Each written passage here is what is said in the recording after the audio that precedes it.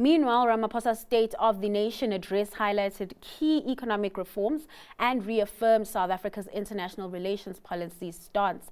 Now, Dirk Kgothatso, political analyst from the Department of Political Sciences at UNISA, joins us now with his reaction to last night's SONA. Dirk, thanks so much for joining us today. As we get started, just take me through your initial analysis of last night's address. Did he say enough to alleviate fears and boost confidence? Well, I think if there was an expectation that he's going to make new announcements, then it would not have been the case. I think what he has said is that he wants to restate to a large extent the policy that the Government of National Unity will follow for the next 5 years. That means the time until the next election.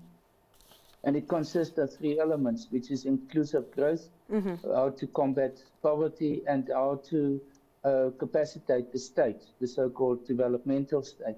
And he built around that many of the aspects that he already announced over time since he started in 2018 as president. But this was now much more in an integrated type of proposal or plan for the next 5 years. So in that sense, many people will say he didn't say anything new.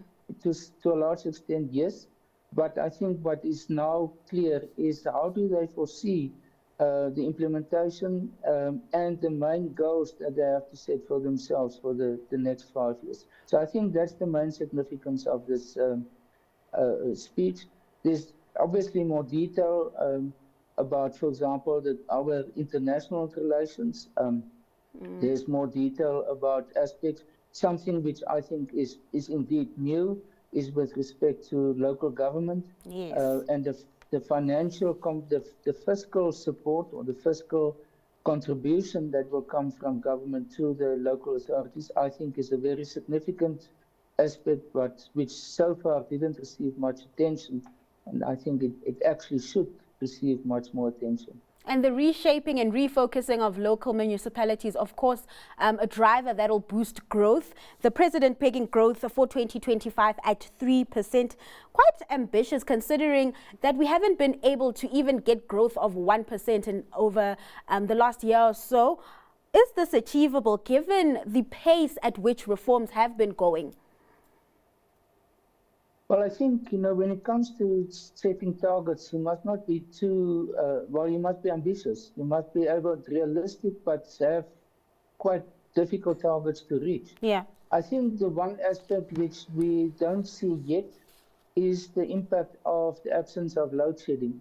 Some people argue that in the absence of load shedding, we can actually automatically grow already something like 2%.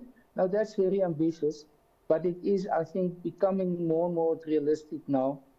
The fact that we see that this has made a major difference in terms of economic activity, also a trust and confidence in the economy in general, that it's more stabilized, it's more predictable, the general infrastructure of in South Africa than before. Together with other, I would say, new developments, and that's, for example, the railway lines are becoming much better. The fact that there is also new markets opening. Think, for example, about the agricultural markets in China, in Thailand, and other new markets. So in that sense, I think it's promising that we are going to see possibly some changes also. And in general, the sentiment is more positive internationally as well as domestically.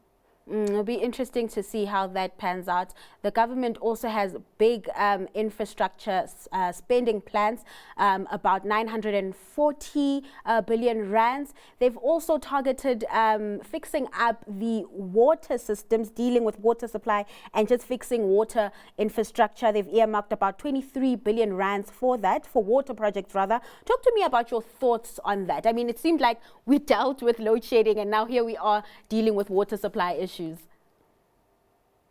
Yes, I think water it has been predicted that it is going to be the next issue after electricity.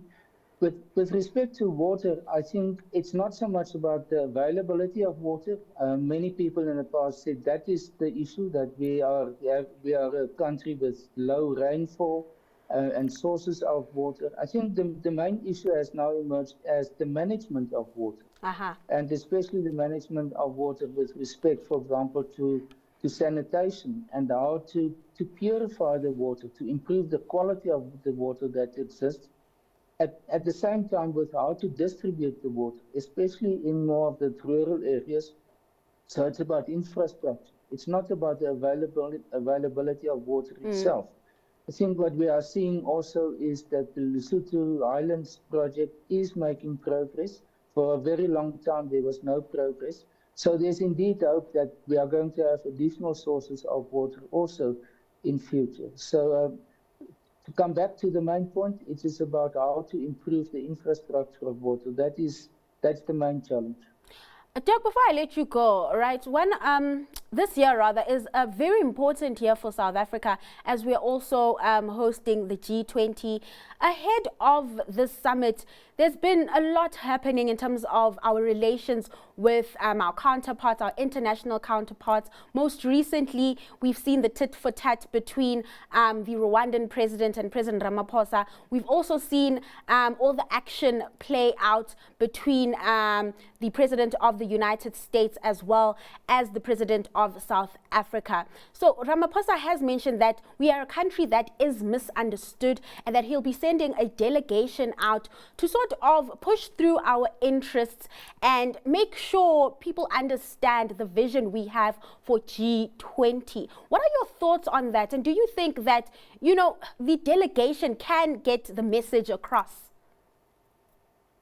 Yes, I think first of all, the fact that we are chairing the G20 is a major opportunity for South Africa, and it is for the whole year. It's not only one event. So we will have to exploit it as much as possible. It puts us right at the center of so many economic activities and decision making on a global level on about the business and economic matters. So certainly it is for us one of the best opportunities we've had in a long time.